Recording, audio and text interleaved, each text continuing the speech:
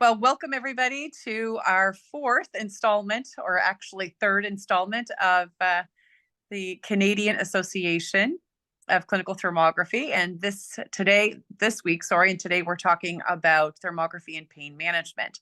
So thank you all for joining. We know that December can be extremely busy for people. So thank you so much. And I just want to take a few minutes just to introduce Dr. Mostovoy to you. He is our host today. To talk about this very exciting topic and how this can be used within practitioners as well as individuals. So a little bit about Alex. He's a distinguished clinician, author, and researcher, acknowledged for his unparalleled contributions to breast health, cancer prevention, and clinical thermography. He has over 20 years experience in homeopathic medicine, and he's been exclusively focusing on medical thermography since 2016. He has successfully shared his experience and expertise providing lectures across Canada, the US, South America, and Europe, training numerous professionals on breast cancer prevention and thermographic techniques. Among his many accomplishments, Dr. Mostovoy is the best-selling author of Breast Cancer is a Preventable Disease and was instrumental in orchestrating the 2016 Breast Cancer Prevention Global Virtual Conference, which garnered attention from over 5,000 international participants. Professionally, he has pioneered and directed an integrative health clinic in Toronto, where he introduced the innovative breast thermography method. As the visionary founder and CEO of Thermography Clinic, Inc., he expanded the venture to over 30 global locations, serving more than 60,000. That number's wrong, I think, isn't it? Over 60,000 women. I think it's a little higher than that now. His voice is echoed. What's that? As we speak, yes. As we speak. His voice has echoed through multiple television and radio appearances, and his insights have been published on numerous health periodicals, showcasing his dedication to the field and well-being of patients worldwide. And I know that on behalf of Thermography Clinic New Brunswick, Dr. Mostovoy, we are so thankful that we have you leading the forefront on thermography and helping so many people. So welcome today. Thank you for taking the time out to discuss thermography and pain management. Thank you, Catherine. I think we need to shorten the introduction because it's cut to my time. But thank you for introduction. Thank you for spearheading the series that we do on a monthly basis. And I apologize, but I have to correct. This is our fourth lecture. Oh, it is our fourth. Okay. Yes. Okay. It's important to keep it. Time goes by so quickly. Right. Before I begin, first of all, people who are attending this webinar, welcome back. The ones who are new, thank you for joining us. And I hope that you'll become kind of a regular with us as we do this on a monthly basis. We are talking about pain, but basically we're going to be talking about something that's kind of even precedes pain. And that something is basically imaging and diagnosing musculoskeletal disorders. So without further ado, let's look at the big picture. The big picture, the impact of musculoskeletal diseases on individuals, on the healthcare system, and finally on the economy as a whole.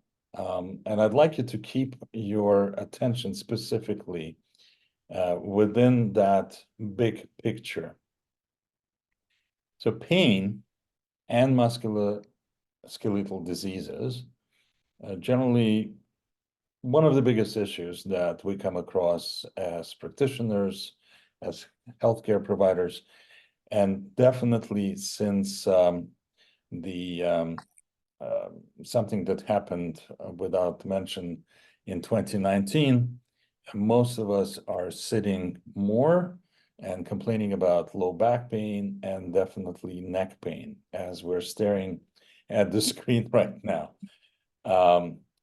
Spinal deformities, we're also looking at arthritis and related conditions, osteoporosis and bone health, Injuries, trauma, workplace injuries are becoming more and more prevalent.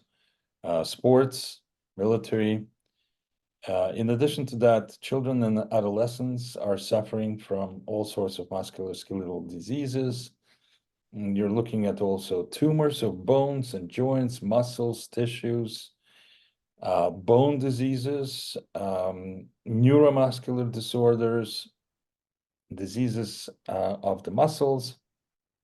And finally, last but definitely not least, things that are occurring as we all age.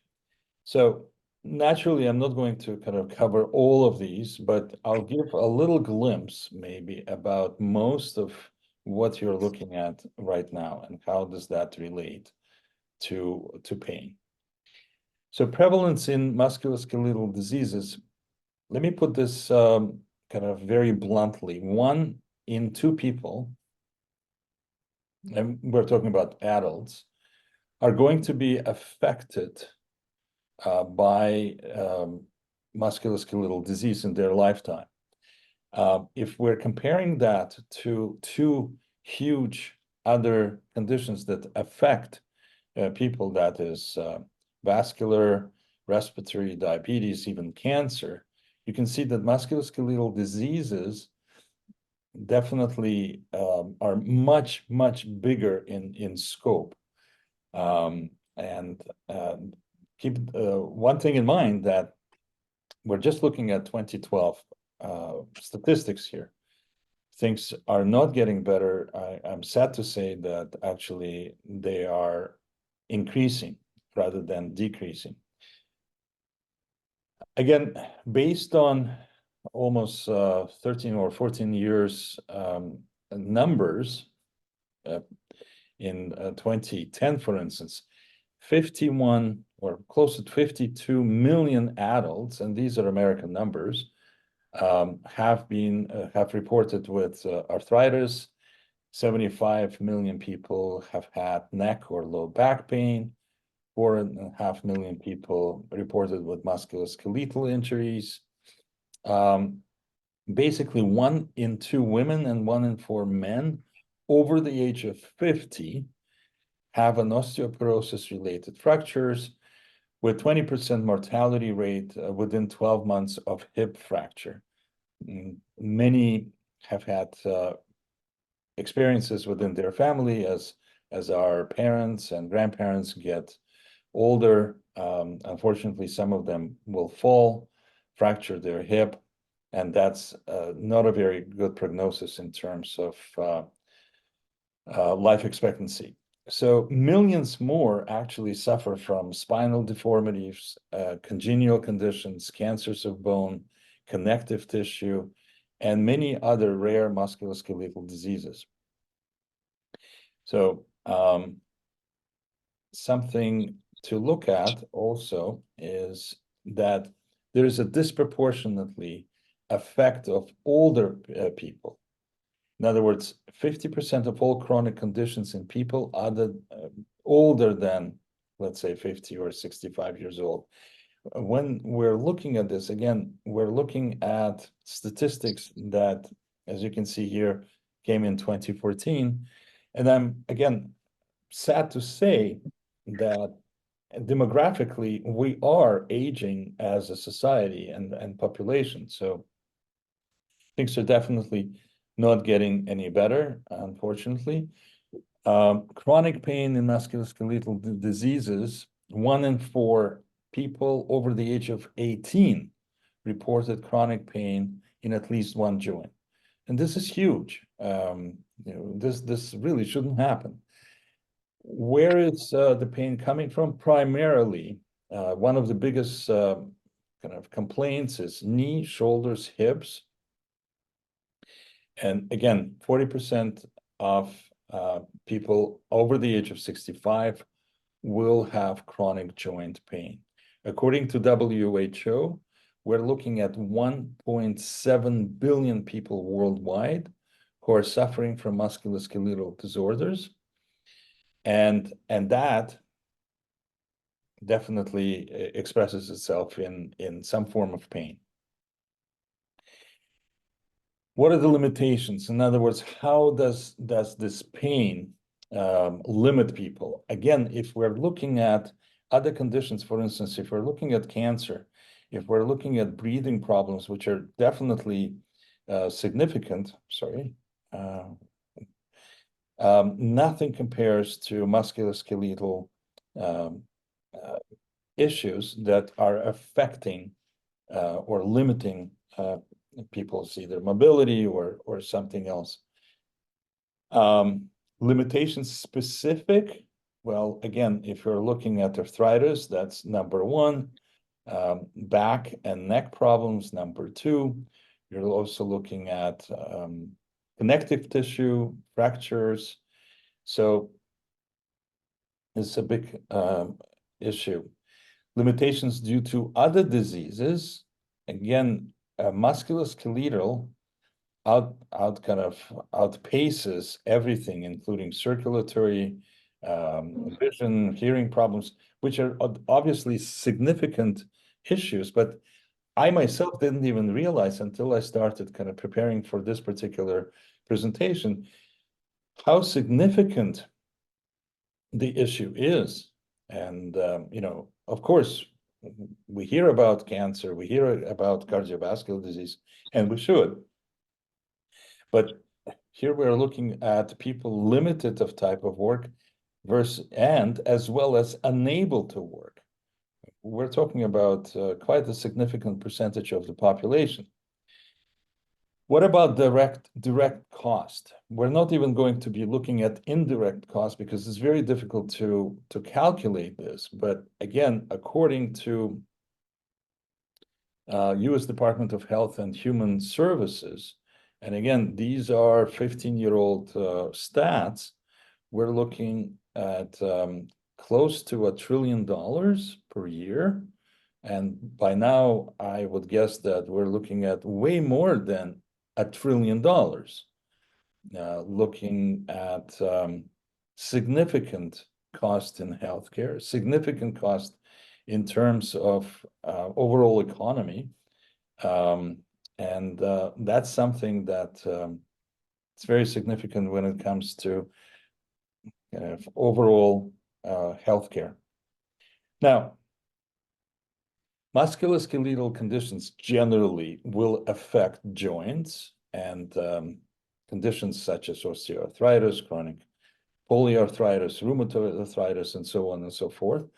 Then we're looking at bones, osteoporosis, osteopenia, osteomalacia, and so forth.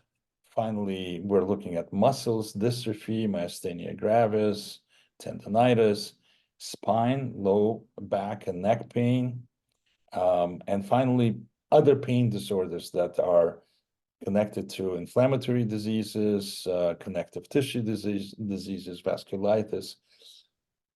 So why I'm showing you this is because I'm going to show you basically where thermography fits in quite nicely into assessment, into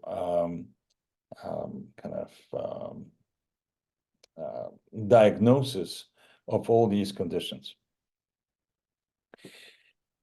Here's an overview of the medical imaging modalities used within the electromagnetic spectrum used in assessment and diagnosis of musculoskeletal diseases.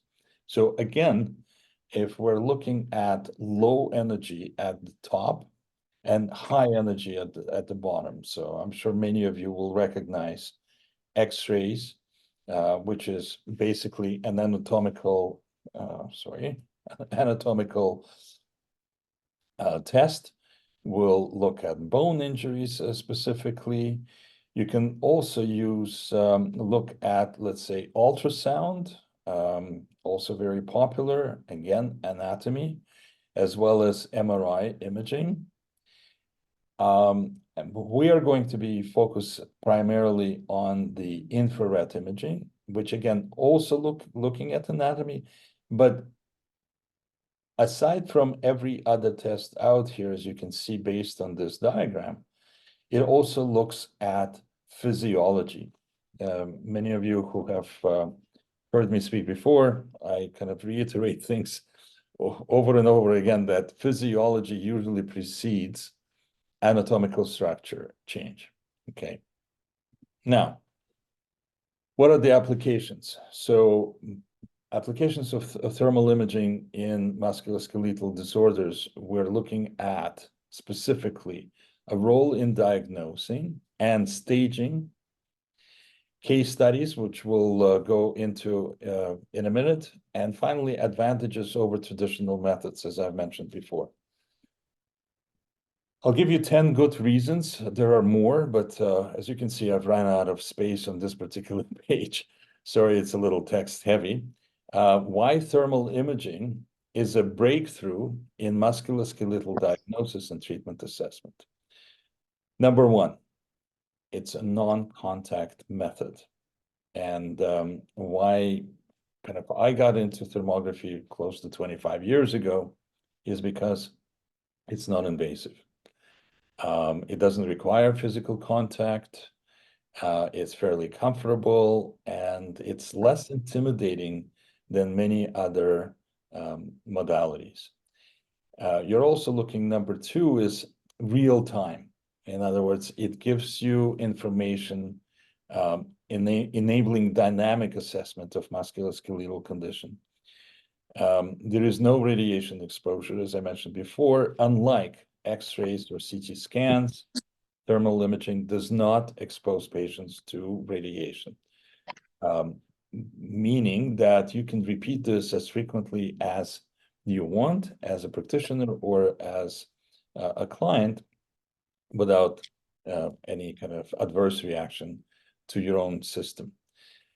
Cost effectiveness, again, it's fairly low cost. It's also portable, and it's making it accessible in different types of settings. As some of you who are practitioners or patients know that some of our clinical kind of operators will come to different locations, what we call mobile clinics or affiliate testing centers, and that makes it accessible, way more accessible, let's say, than driving to hospitals or waiting for your MRI for the next 9 months to get assessed. You're looking also at injury assessment, and I'll show you a couple of cases where it becomes crucial in terms of assessment of particular injuries. And it allows kind of appropriate kind of follow-up in terms of treatment plan. As I mentioned before, physiological information. Thermal imaging provides insights into underlying physiology. And that's very important because in many cases, patients may still be asymptomatic. You're looking at assessment of musculoskeletal dysfunctions, and that's an important tool, especially in physiotherapeutic methods. So if you want to see whether a particular therapy is effective or not, again, thermal imaging becomes almost indispensable. When we're talking about early detection, we're looking at, first of all, a very prompt intervention.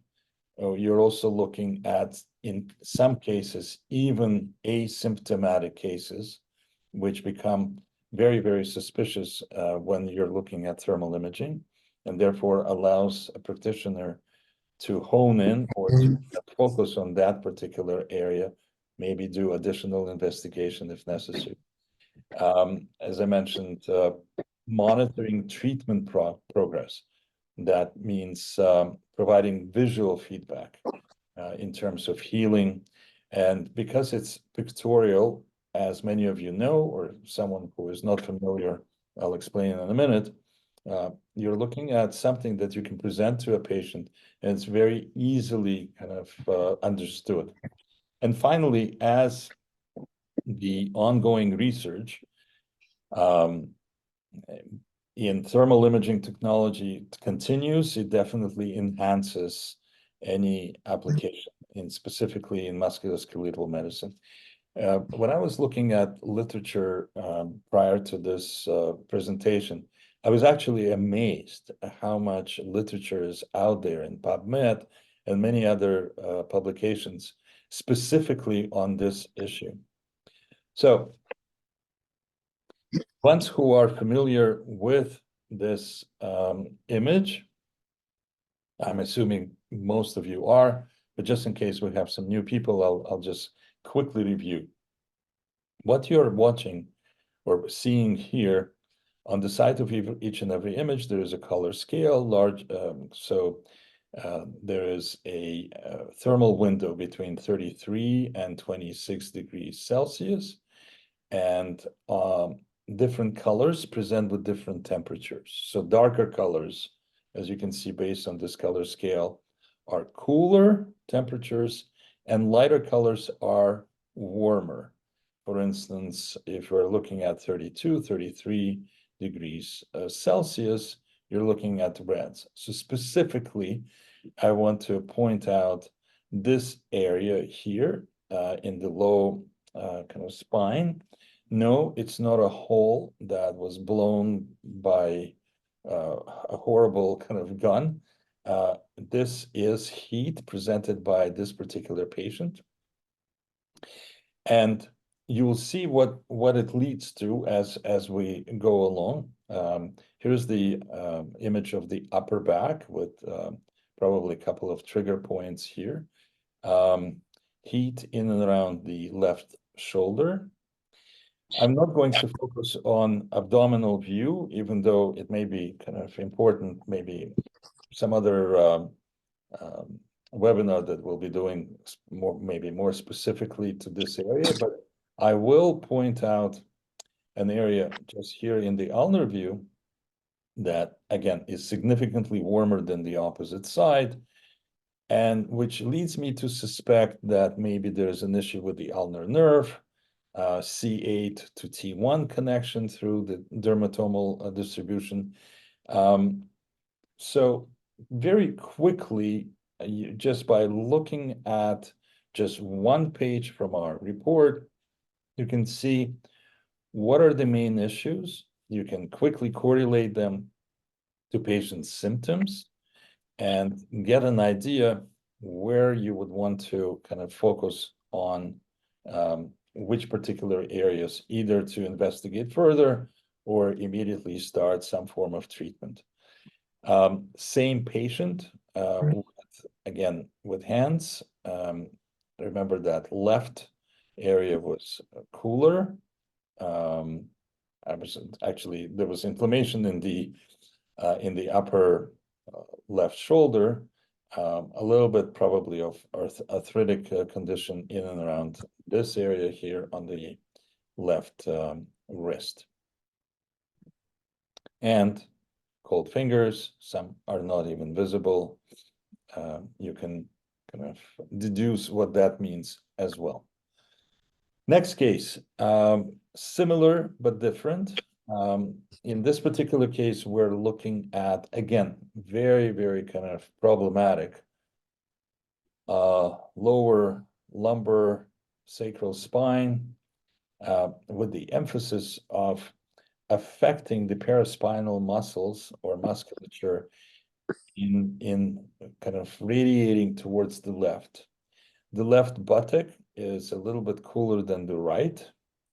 And look what happens when we're looking at how does this significantly affect this particular person's thigh, and as we'll see later on, even lower extremities as well. So because of the inflammation that we're looking at the lower back, lower spine here, there is a significant coolness in all along the left side of the left thigh compared to the opposite. Now, maybe not everyone notices this, but the right thigh is a little bigger. So we can suspect maybe some form of regional sympathetic dystrophy, some muscle wastage. In other words, there is a significant effect, again, stemming most likely from this area in the spine as well. So looking further, you see how the whole thing just continues all the way towards the bottom of this leg, right, including the posterior view.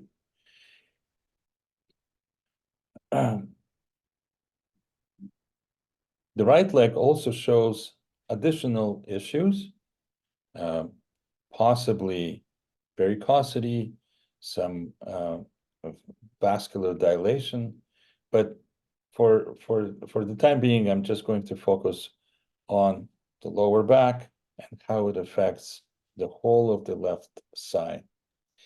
So you can see how, again, quickly, you can see exactly what's going on, even if this patient is not necessarily, although probably in this particular condition, they may feel numbness or coldness all along the left side.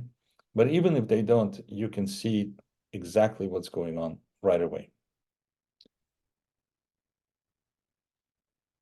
This is the same patient, continues with the left, probably varicosity in varicose veins on the right.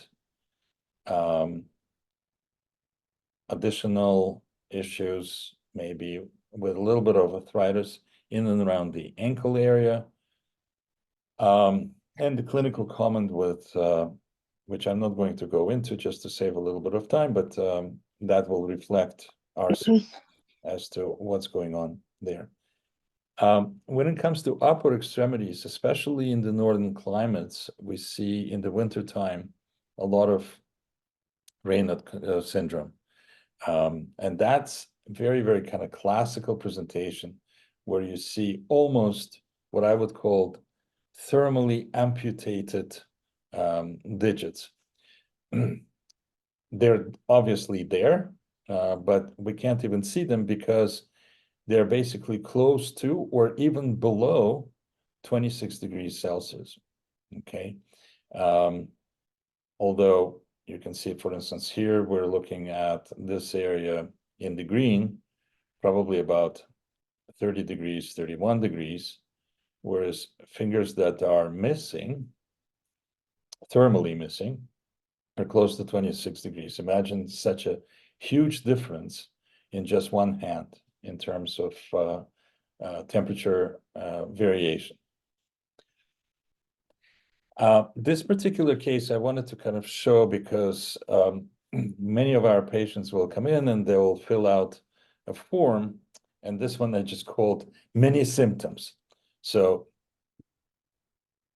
burning ache all over the above. Okay, so we're looking at a lot of aching and pain in and around the shoulder area.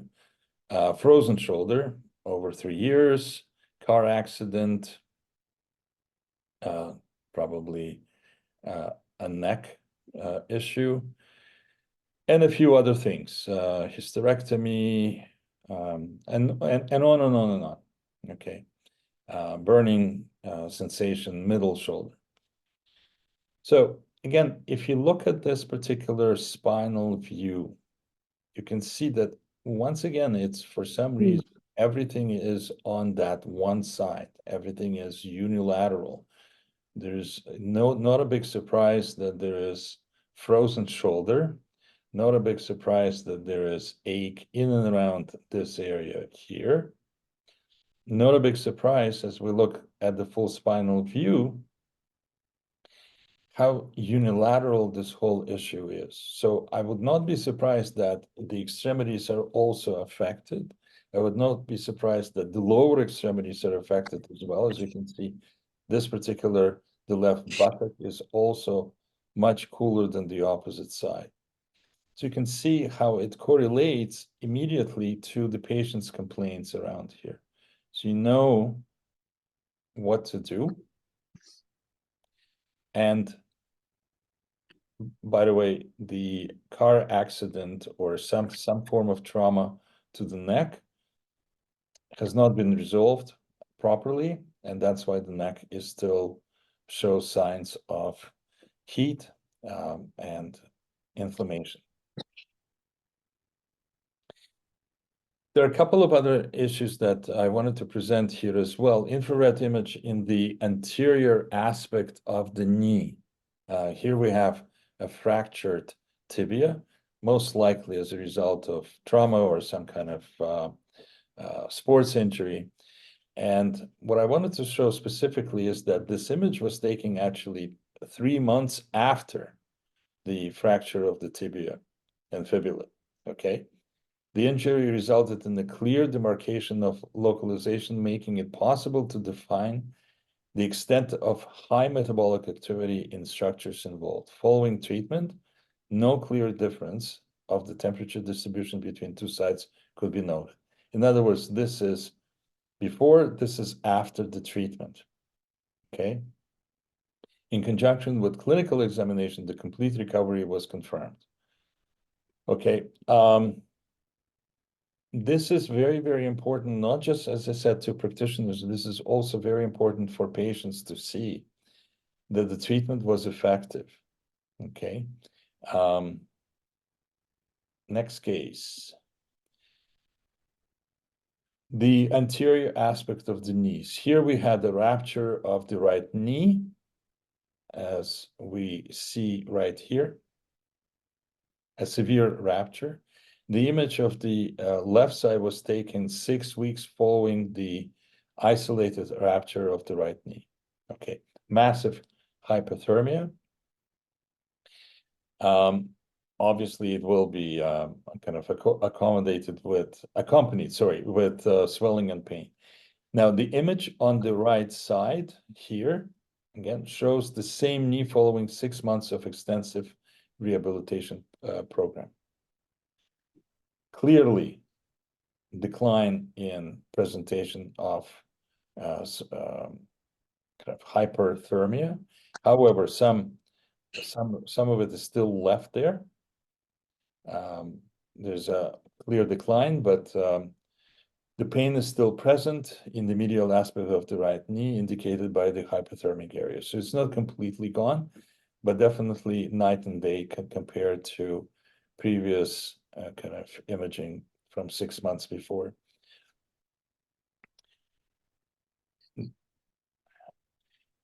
As I mentioned, there's a lot of sports injuries. In this particular case, we're looking at a skiing incident, which leads to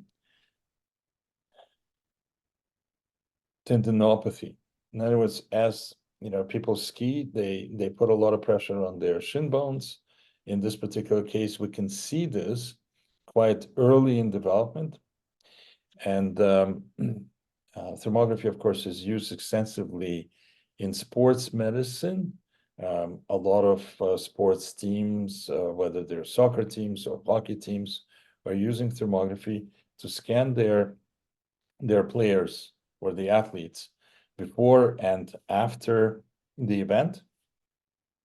If they show up with something like this, most likely they will be, they are not going to participate in the event until they kind of go and get some form of physiotherapy or other therapy to make sure that they are not injured during the event. If they show up like this immediately after the game or the event, again, the same process. Let's look at this very quickly. Let's assess this. Let's diagnose this, and let's hopefully treat this so that we're not injuring a highly skilled athlete. And we're talking about professional players who are worth millions of dollars to their teams. So you can see very quickly how you can assess things even before they become problematic. Next, this comes actually from a journal of thermal imaging, thermal analysis. And here we're looking at generally standard or healthy foot versus a foot with rheumatoid arthritis. there's a clear kind of presentation of inflammation in and around here as well. Naturally, with rheumatoid arthritis, most patients are going to be symptomatic. However, just to kind of share my early, very, very early experience when I just started doing thermography, I had a patient with rheumatoid arthritis, and what I would do is image her quite frequently. Every couple of weeks, she would come in. I would take a look at all her joints, just about everywhere, and even the places where or areas of interest that were not kind of troublesome to her yet. The information that I would get from the imaging was invaluable because I could see where the next flare-up is going to occur. And therefore I could get there before the damage. Once, of course, it becomes painful, the damage sets in as well. So it gives you a clue as a practitioner, where is the next flare-up that's going to occur very soon. So gout, I suffer from this condition myself. No, this is not my foot. But I told Tally that next time, if I have a recurrence, I'm coming in or limping into the office, and she has to take images of my own feet. So I can say, this is it, you know, this is personal, but it's not. And finally, things like scoliosis. Now, you can probably look at this image without kind of thermal assessment and say, yeah, something is wrong because of the way she's standing.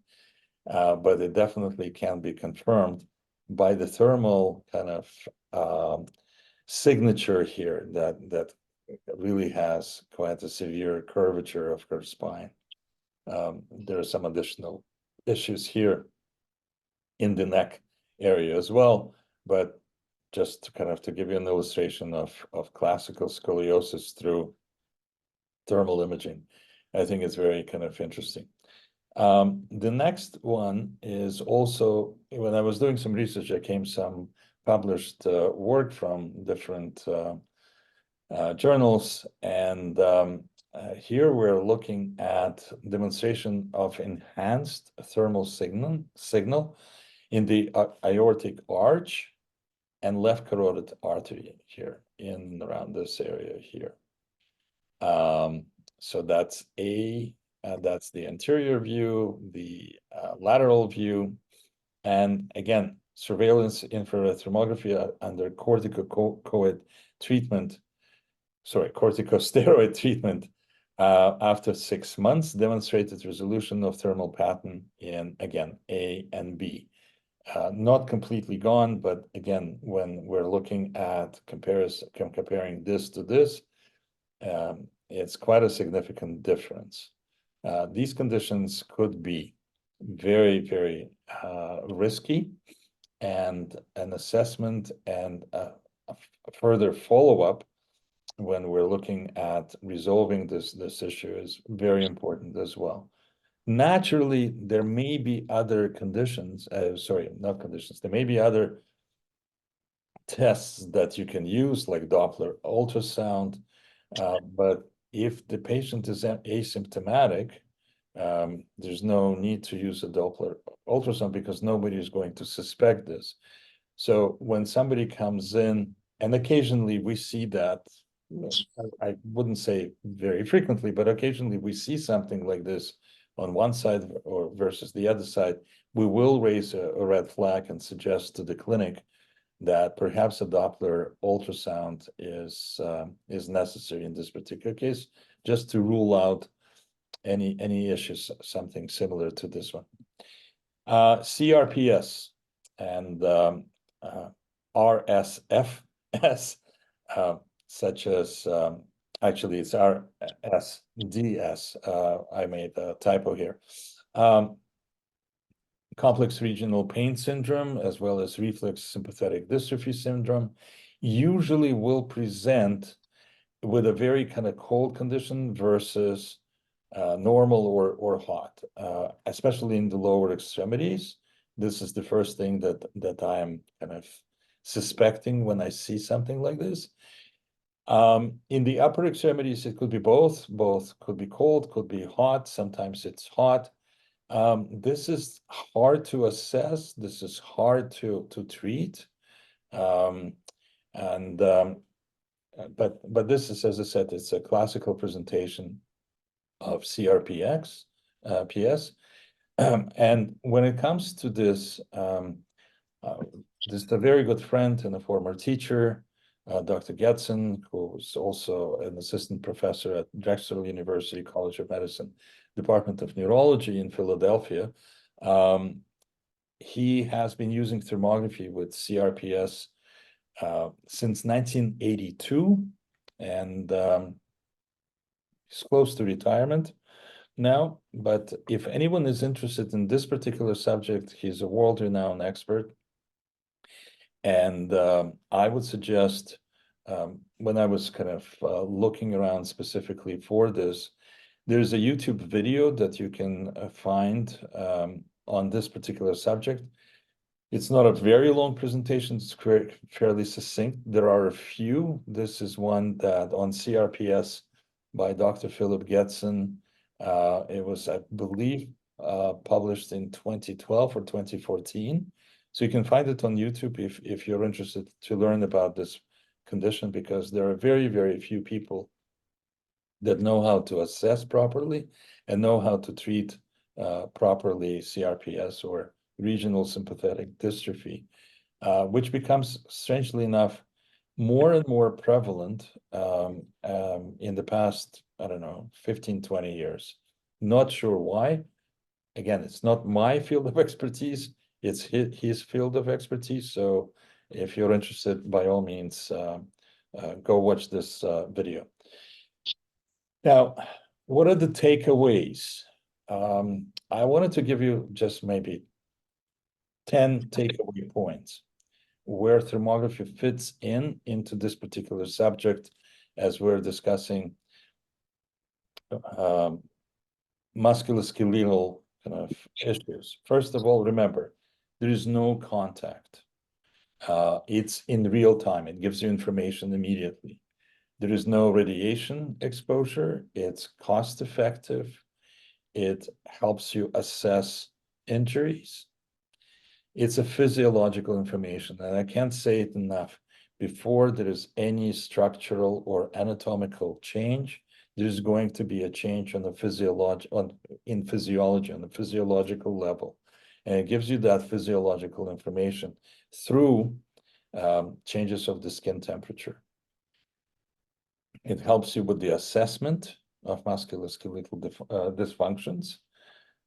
It's definitely early detection, because we see, and I see in my kind of evaluation of many images that we get from different locations, I see more and more asymptomatic presentations where we will say, okay, please check this area or this area, even though nothing was mentioned on their kind of medical history. It allows practitioners to monitor your treatment and progress. And what I mean by that is that you can, as I've shown just previously, you can do before and after, or you can do, let's try this particular treatment, and if it doesn't work, maybe we're not effective here, but let's try something else very quickly and see how it affects the imaging as well. And finally, in terms of prevention, so to me, prevention is the key. Just like they're looking at preventing injuries to athletes.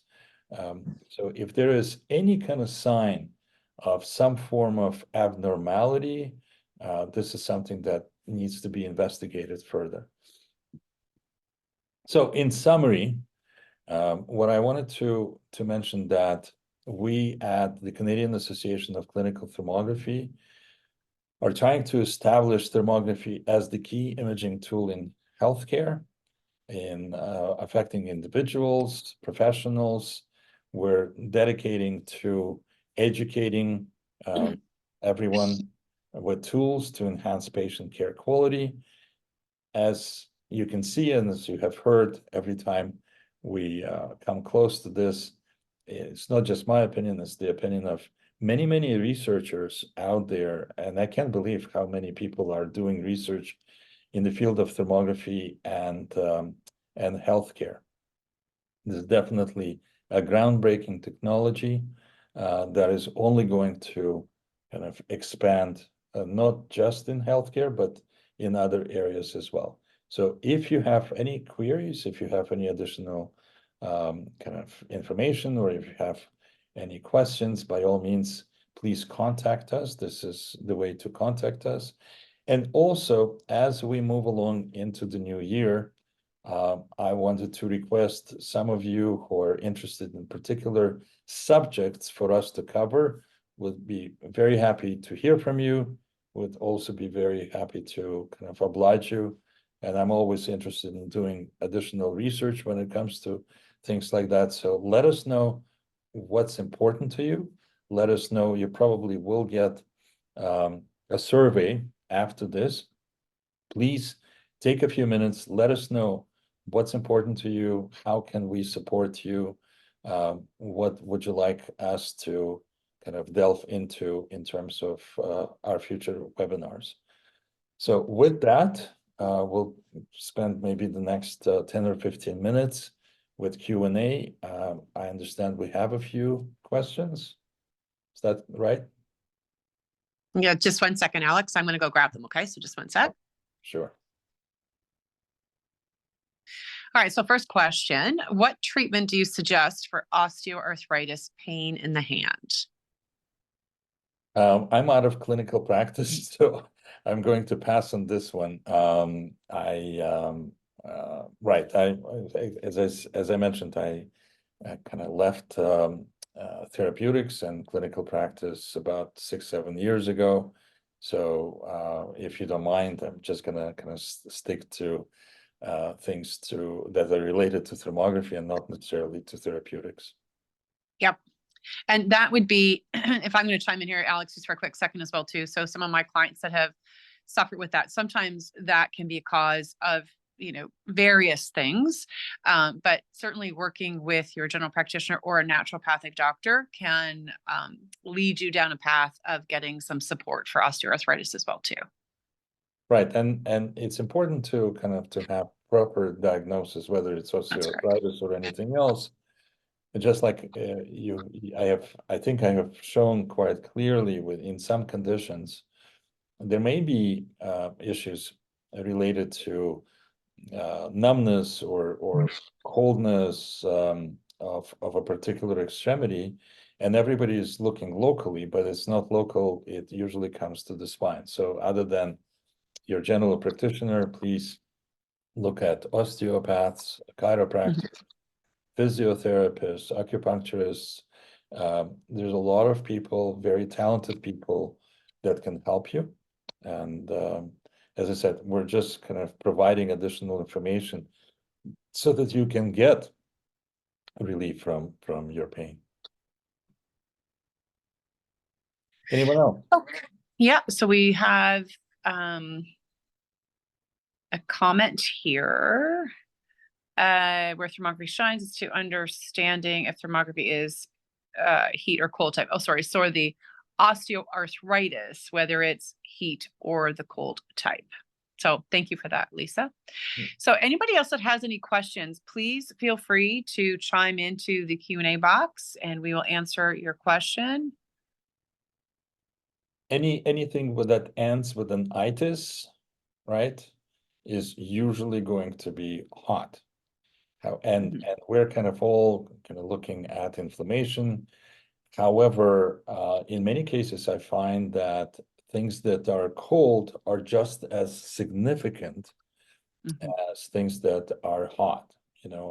We have been looking at both hot and cold in previous kind of slides, but as I said, sometimes cold is, especially when it comes to Chinese medicine, is even more significant because at least when it's hot, it's in flames. There's some kind of a process here. When it's cold, it's possibly past that. It's possibly even later in terms of disease process, kind of later stage.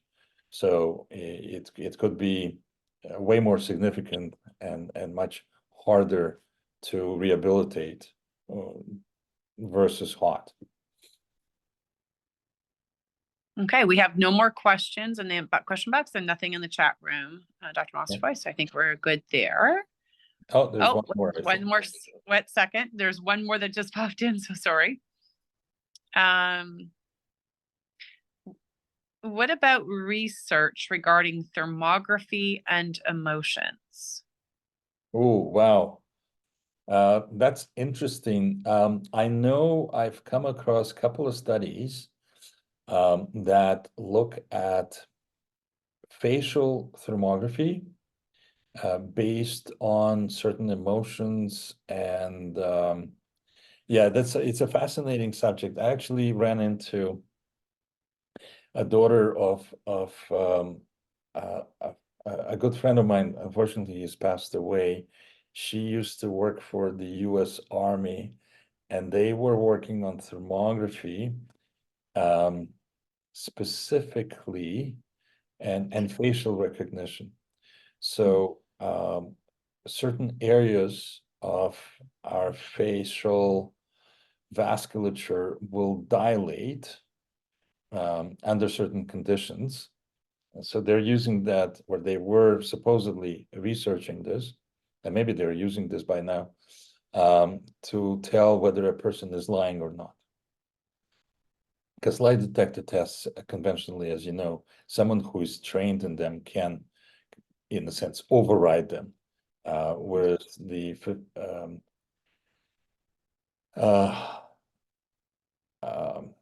something as I just mentioned probably is not under their control, and very few people know about this. So it's not like I'm disclosing secrets from the U.S. Army, but this was kind of a chat between us, and she was telling me this was, as a matter of fact, 2008, maybe 2000, even earlier. So I'm sure by now they must be using this technology. But this is something maybe I'll look into, because it's a fascinating subject. Thank you for bringing this up. I'm not really aware of a lot of literature on this subject, but I'll delve into it maybe at some point. Thank you. Okay, one more. Yes. So the same lady, she said, thank you for your answer. Sounds very interesting. I'm looking for papers regarding this subject. I'm from Spain. So thank you so much. Thank you. And that concludes the Q&A. So we are done with that, and nothing in the chat room. So we're good there. So I want to personally thank everybody. Alex, you can close it up here in a second, but I want to personally thank everybody for taking time out of your very busy schedule. We know that December can always add additional stress to a person's schedule. So thank you all very much for joining our webinar today. And we will be working after this to also launch 2024 upcoming webinar series by the Canadian Association of Clinical Thermography. So please stay tuned. And we'll be getting those out as proactively as we can to make sure that everybody has access to be able to register. So again, thank you. And Dr. Mostovoy, I'll pass it over to you to finish. Well, again, thank you for joining us. I know we are kind of in the holiday season, we're coming up, so happy holidays to everyone. We're coming up to the end of this year and the beginning of a new year, and I just wish everyone good health, prosperity, and hopefully no pain. We had a lot of painful moments here and there in the last year or this year. So let's just hope that no one is experiencing any trauma or any pain in 2024. All the best. Until next time.